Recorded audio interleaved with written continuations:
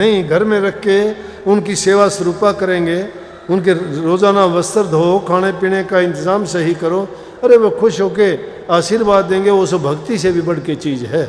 आप सभी को प्यार भरी राधा स्वामी जी। देखिए, जो आज का सत्संग का विषय है उसमें महाराज जी ने बताया कि अगर आपके मन में सच्ची श्रद्धा है, आपके मन में सच्चा यकीन है, तो आपको नारायण के दर्शन हो जाएंगे।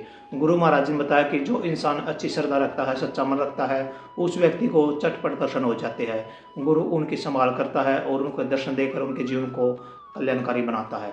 और साथ ही सतगुरु महाराज जी ने बताया कि अगर इंसान बुरे कर्म करता है तो वह कोसता किसको है?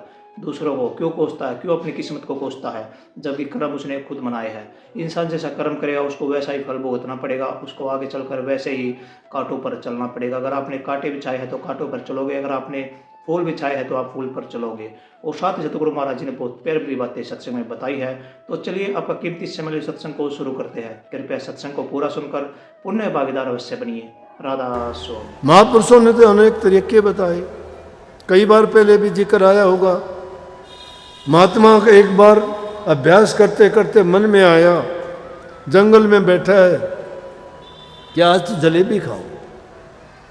महात्मा का काम जलेबी, वो तो भीख मांग के खाते हैं, भिक्षा होती है, मांगने के लिए जाते हैं, ज़्यादा मिल जाती है, 3-4 दिन उसी में अपना गुजारा कर लेते हैं, क्योंकि उनको उससे रस और आनंद की ज़रूरत नहीं, सिर्फ शरीर को जिंदा रखने के लिए खाते हैं। महापुरुषों की वाणी आपने बाबा जयमल सिंह की सुनी होगी ब्यास में, जिनसे ब्यास का डेरा अब इतनी पूरी दुनिया में जो फैल गया। उन्होंने ब्यास नदी के किनारे इतनी करनी की कि रोटियां सूखी भी तार में टांग के रख देते थे अपनी झोपड़ी में, और जब खाने का टाइम होता पानी में भिगो के सूखी रोटी कितने कितने दिन की खाई। लेकिन उस सूखी रोटी के खाने के कारण और वो अपनी भक्ति की कमाई करने के कारण ऐसा काम कर दिया कि वो राधा स्वामी मत पूरी दुनिया में फैल गया। त्याग के बिना कुछ मिलता नहीं है। तो मन तो पता नहीं क्या का क्या करेगा, उनका क्या मन नहीं था? क्या उसके मन में ये विचार ख्यालात नहीं पैदा हुए होंगे? उन महापुरुषों के जीवन से हमें ये सीख लेनी चाहिए। इसीलिए मैं तो सीधी बात एक कहा करता हूँ कि एक इंसान ने जो काम कर दिया वो दूसरा इंसान कर सकता है। उठने के लिए ऐसे ऊंचे आदर्श वाले लोगों की तरफ ख्याल किया करो कि उसने ऐसा किया था तो मैं भी ऐसा कर सकता हूँ। अगर ऐसा वो सोच के चलते हैं तो निश्चित रूप से वो कर जाते हैं और अपने जीवन को सफल बना लेते हैं। तो वो महात्मा जंगल में बैठा, ध्यान अभ्यास में था। बैठे बैठे मन में ख्याल आता है, कहाँ प्रभु की भक्ति जो जीवन को संवारती है, बनाती है, हर प्रकार की सुख सुविधा आनंद उसी में होता है। पूरा जीवन लगा दिया, घर बार त्यागा, दुनिया छोड़ी, दुनिया के रस स्वाद त्याग दिए, कहाँ जलेबी की मन में आई? कोई दबी हुई भावना मन में प्रकट होगी, चखी हुई थी कभी, ख्याल आ गया। जिसने कभी किसी चीज़ का रस आनंद देखा नहीं उसको क्या पता इसमें क्या आनंद है, लेकिन कभी खाई होगी, चखी होगी। महात्मा के मन में आई कि आज तो जलेबी खानी चाहिए। मन ने कहा, अब झगड़ा हो गया मन में। मन कहता है खानी चाहिए, महात्मा की बुद्धि ने कहा कि ये तो है तो गलत, लेकिन आज ये भावना उठाई है, कल को और उठाएगा कि खाएं कहाँ से? जलेबी तो हलवाई देगा पैसे में, पैसे तेरे पास नहीं।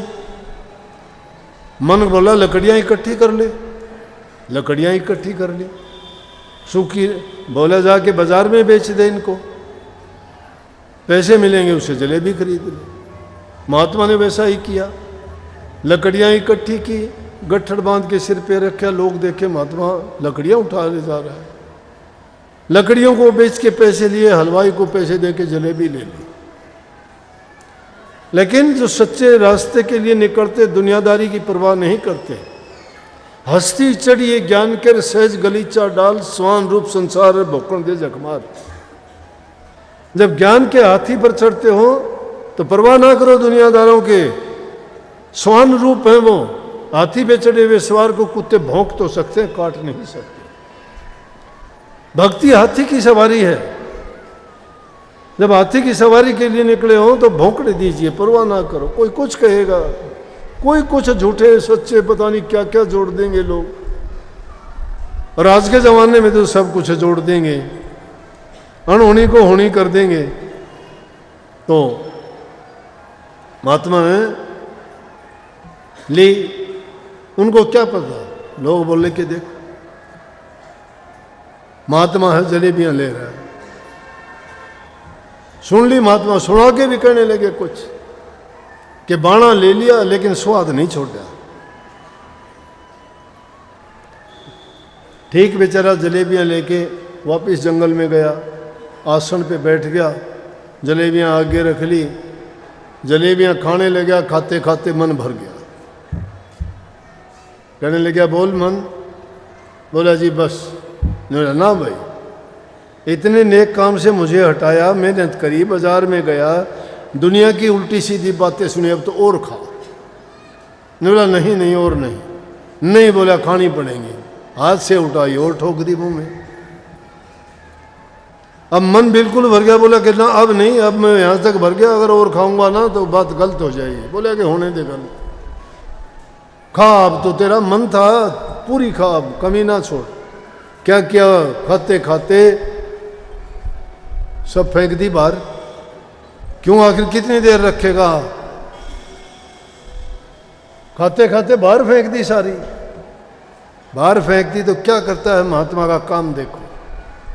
जलेबी और उठाई तो उस उल्टी में उसको लपेट के फिर दोबारा मुंह को लगाई। बोला खा। निकम्मा, तूने जो है मेरे साथ ऐसा काम किया कि जो चीज़ मैं पाने के लिए पूरी जिंदगी लगाई और तू मुझे उस चीज़ से भटकाता है, खा अब तू। मन करने लगा, मैं हाथ जोड़ता हूँ, आज पीछा छोड़ दे, आइंदा के लिए मैं ऐसी कभी कोई सोच मन में नहीं करूँगा, कुछ नहीं चाहूँगा, कुछ नहीं मांगूंगा, जो आप कहोगे वो करूँगा। ये है महात्माओं का जीवन। महात्मा इस तरह से अपने मन में उठने वाली जो ये बुरी चीज़ें हैं उनको दबाते हैं, इस मन को इस तरह से हराते हैं। ये नहीं कि मन के गुलाम बन के मन ने कहा चल दिए, कोई कहे ये खा ले के बोला आने दे, दूसरा कहे कि हाँ दे दे, ये भी दे दे। पेट को क्या कुआं बना दिया, मन में आया वो डाल लिया, फिर टसकते हो, ना आदमियों में बैठने के काबिल, ना कभी ज़ोर ज़ोर से डकार आती हैं, कभी फिर डॉक्टर के पास, उसके पास, ये पास, मुझे शुगर हो गया, मुझे हार्ट अटैक हो गया, मुझे ये हो गया, वो क्यों ऐसा काम करते हो? अरे शरीर को जिंदा रखने के लिए शुद्ध भोजन खाओ। इन चीज़ों को तोड़ मरोड़ के खाते हो। कैसे बनते हैं लाडू, जलेबी, बर्फ़ी कैसे मिलते हैं? दूध को जड़ा जड़ू के तो बर्फ़ी पेड़े बनते हैं, गंडे को भूंद भांद के फूक फाक के गुड़ खांड चीनी फिर बनती है, उसको खाते हो। 10 जगह से बन के आई है, कितनी खराब होगी वो चीज़। इसी प्रकार से वो तेल है, उनको पेल के दानों को उनसे तेल निकालते हैं, तेल को गर्म करते हैं, छांटते हैं, फिर उसमें वो चीज़ बनती है। 2 फाके उस तेल वाली चीज़ के मार लिया करो, तेल शरीर को वैसे ही मिल जाएगा। जो चीज़ तुम्हें प्राकृतिक रूप में मिलती है उसको वैसे ही खाइए, सारे गुण भी देगी, कोई रोग भी नहीं पनपने देगी, हर प्रकार से सुखी स्वस्थ रहोगे, मन भी स्वस्थ, तन भी स्वस्थ। इस मन में जब तक अच्छे विचार नहीं हैं और ये बुरी भावनाएं भरी हुई हैं, लाख कोशिश करना, नाम चाहे किसी गुरु से ले लेना, कितने बड़े गुरु के पास चले जाना, झूठी कहो तो मेरे बस के नहीं, लेकिन मैं कहता हूँ नाम का सुमरण भी नहीं कर पाओगे। अगर तुम सच्ची भक्ति करना चाहते हो ना, तो मन के छिपे हुए विकारों को निकाल दो। बहुत कचरा भरा हुआ है हमारे मन में, रोजाना रात दिन उधेड़ बुन में रहते हो, मैं ये क्या करूं, उसका क्या करूं। अरे तुम कुछ नहीं कर सकते, तुम अपना खराबा करते हो, अपना बिगाड़ करते हो, अपने विचारों को दूषित करते हो। क्यों इनमें अच्छे विचार किया करो कि क्या विचार करें कि दीन गरीब दुखी की सहायता करेंगे, माँ बाप की आज्ञा का पालन करेंगे, बूढ़े बुजुर्ग हैं उनका उपकार है हमारे ऊपर, उनकी सेवा करेंगे, उनको वृद्धाश्रम नहीं दिखाएंगे, नहीं, घर में रख के उनकी सेवा स्वरूपा करेंगे, उनके रोज़ाना वस्त्र धो, खाने पीने का इंतज़ाम सही करो। अरे वो खुश होके आशीर्वाद देंगे, वो सब भक्ति से भी बढ़ के चीज़ है। किसी इंसान का तो दिल जलाते हो और वहाँ नाम का सुमरण करके तुम भक्ति कमाते हो। मैं कहता हूँ ऐसी भक्ति पे धिक्कार है। माँ बाप की सेवा करो, भूखे गरीब दीन गरीब की सहायता करो, बच्चों से सबसे अच्छा बर्ताव करो, जबान से मीठा बोल के दूसरे को सुख दो, खुद भी सुखी रहो, जीवो और जीने दो। ये जब हमारा जीवन का लक्ष्य होगा तो हमें सारी चीज़ प्राप्त होंगी, हमारी भक्ति भी हो जाएगी, हमारा जीवन भी सुखी रहेगा।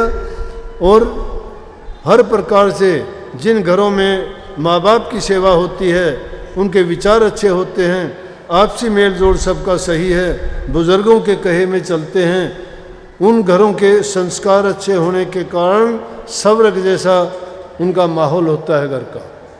और जिन घरों में दुनियादारी की चर्चा होती है, निंदा होती है, बुराइयां होती हैं, एक दूसरे की बातें नहीं सुनी जाती, माँ बाप की इज्जत कदर नहीं करते, उनकी सेवा नहीं होती, वो घर शमशान घाट के बराबर है। इसलिए सुख जिस घर में है हर चीज़ वहाँ पर बहुत सुलभ है, भक्ति भी उनके लिए उतनी ही सुलभ हो जाएगी, प्रभु भी उनके घर में आके वास करेगा, लक्ष्मी उनके घर में आके वास करेगी, शांति भी वहीं आ जाएगी। लक्ष्मी, शांति, परमात्मा सब के सब उनके घर में आके जब वास करेंगे, हर चीज़ में उनको पाने की ज़रूरत नहीं, उन्होंने पा लिया है गुप्त रूप से, उनको पता ही नहीं लगा। जिस घर में ये चीज़ें आ जाती है सोच लो कि ये अच्छे लक्षण हैं, इसका मतलब प्रभु की कृपा उन पे बरस रही है। जो चीज़ तुम्हें, ये भी भक्ति है, ये लौकिक भक्ति है, वो परलौकिक भक्ति है, वो रूहानी भक्ति है, संसारी भक्ति है। संसारी भक्ति किए बिना वो भक्ति करना, रूहानी भक्ति के रास्ते में आप कदम नहीं रख सकते। तो भाई जीवन में नेक काम करो, अच्छे काम करो। ये जीवन बार बार नहीं मिलना, पता भी नहीं कब किसने चला जाना, इसलिए जीवन रहते हुए अच्छे काम करोगे, तुम्हारे जाने के बाद भी तुम्हारे गीत गाए जाएंगे। वैसे तो मरने के बाद कोई 10 दिन भी किसी को याद नहीं रखता, लेकिन जो इंसान नेक कर्म करके जाता है उसको हमेशा के लिए, आज दादू पलटू कबीर नानक सबरी और ये नहीं है दुनिया में, लेकिन ना होते हुए भी उनके रोजाना के जिक्र क्यों होते हैं? अमर हैं, देह रूप में नहीं है, विदेह रूप में हाजिर हैं वो। उन्हें उनके गुणों का गुणगान क्यों किया जाता है कि वो नेकी के रास्ते पर चले थे और वो उनकी नेकी आज भी जिंदा है, वो सदा सदा के लिए अमर है। मूर्ति चली जाती है, प्रकृति कभी नहीं जाती। इसलिए नेक काम करो और उसके साथ साथ गुरु के बताए मार्ग पर चलो। गुरु आपसे यही चाहता है कि नाम का सुमन करो, अभ्यास रोजाना किया करो, धीरे धीरे करते जाओगे, तुम्हारा मोक्ष द्वार खुल जाएगा और तुम्हारा जीवन का लक्ष्य पूरा होगा। सबको बहुत बहुत आशीर्वाद। राधास मालिक आपको शक्ति दे, भक्ति दे, शांति दे, प्यार दे और हर प्रकार से आपका जीवन सुखी हो। प्रवचनों को पूरा सुनने के लिए आपका बहुत बहुत धन्यवाद। हम आशा करते हैं अपने प्रवचनों को बड़ा ही ध्यान से सुना होगा। तो जैसे पहले सत्संग जी आपने सत्संग में सुना, महाराज जी ने बताया कि कर्म अच्छे कीजिए, कर्म अच्छे करोगे तो आपका जीवन भी अच्छा बनेगा, आपका परिवार भी अच्छा बनेगा और आपके जीवन में और आपके परिवार में खुशहाली आएगी, सुख शांति आएगी, समृद्धि आएगी। आप जिस तरह कर्म करते हो आपको वैसा ही फल मिलेगा। आपने अगर कांटे बिछाए हैं तो आपको कांटों पर ही चलना पड़ेगा, अगर आपने फूल बिछाए हैं तो आपको फूल पर ही चलना पड़ेगा। तो कर्म बुरे क्यों करते हो? अच्छे कर्मों में अपने जीवन को रखो, अच्छे कर्म करते जाओ और जीवन को अच्छा बनाते जाओ।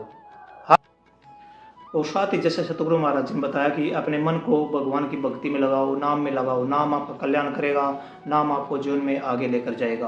तो कृपया गुरु महाराज जी की इन बातों को आप अपने जीवन में अवश्य उतारिए और अपने जीवन को सार्थक अवश्य बनाइए।